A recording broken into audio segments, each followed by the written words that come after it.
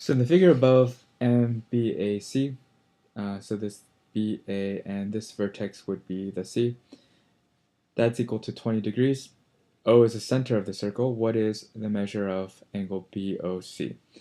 Since they give us a picture, let's just label the degrees on that. This angle here would be 20 degrees. O would be the center. They're basically asking us to figure out what that central angle is. Now I'm going to redraw this picture, but I'm only going to draw half of it. So we pretend this line goes through the center. So the solid line would be the diameter of the circle. This would be A. This point would be C. And this point would be O. Now they give us the angle of BAC. And since I cut the circle in half, it would bisect that angle. And so this angle here would be 20 divided by 2, or 10. Now, what kind of triangle is this? This length here that I'm darkening represents a radius. This length also represents a radius. So we have an isosceles triangle, right? And when we have two of the same lengths, the base angles are going to be equal. So this angle C, AOC, should also be 10. Now in a triangle, we have a total of 180 degrees. We've used up 20 so far, so this central angle is going to be 160.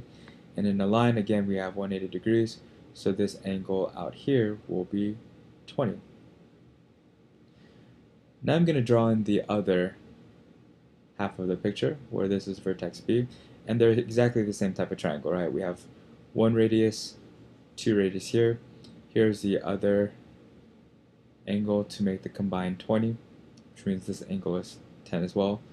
This is 60, and this angle down here will be 20 as well.